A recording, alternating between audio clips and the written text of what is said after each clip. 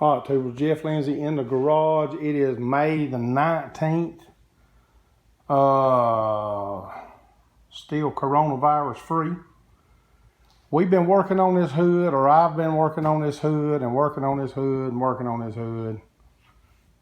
And finally, I think I've got this corner like I want it.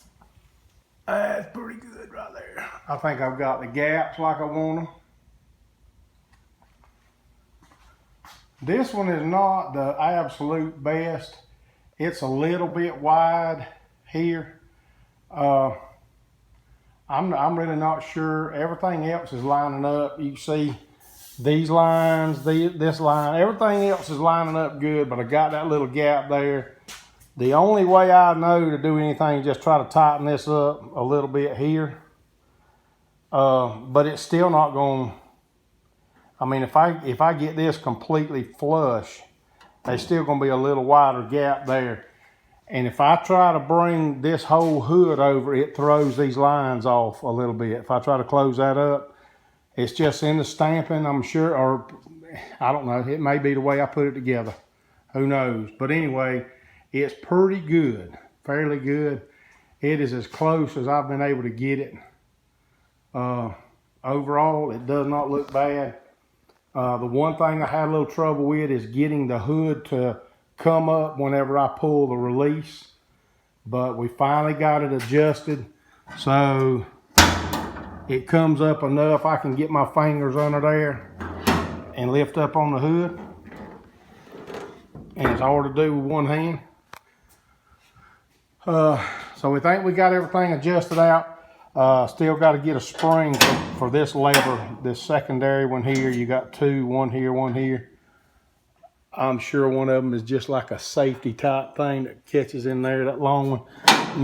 No spring on that one, so we're just going by this one. Think we got it adjusted out right though, hopefully. One thing I did is I ended up having to put a little bit longer stud here. Little bit, not much. But the fix, or part of the fix on the hood, this two panels right here. There's an inner panel and an outer skin. There was nothing all the way to here. I took out a little pie cut right here so I could kind of make a little bit of an effort to bend in this area. But from right here, this spot weld, hope you can see that. From this one all the way, there was nothing. There was nothing. These two panels were actually apart a fairly good bit. I got to snooping around and saw that. So I cleaned that off, squeezed these together best I could, and put a spot there. And it's not really pretty, but that's something, that's cosmetic stuff we'll fix. We'll make that a little bit better later. But if you look at this side, there was absolutely none of this inner panel, whatever you want to call it. I mean, it was up there tight, like I think it should be. So I don't know. That was definitely part of the issue. The other part is that this was just all kicked up. This was all kicked up more so than that side. And that's kind of where we had left off. Just, I'd come out here a time or two. I had adjusted on these hinges and tried to make things right, but it was in this area right here. It was all right in here. So that's where the problem was. Now I'll just come in here and back this with some copper and fill that up. Polish it back out, it'll be fine, and tune this up a little bit here. And we should be good on the hood, hopefully. One thing we did is we dropped the shim in, front and back bolt here, to get this hood over just a little. No shims on that side at all. So this is just a quick little update. Using a different camera, I'm not sure if it's much better. It's just an upgraded iPhone. That's what I've done all my videos with, been iPhone. So it's just easy, and I need to spend the money on the car. I don't need to spend it on a camera. So a little bit of an upgrade. hopefully it looks better on video, maybe.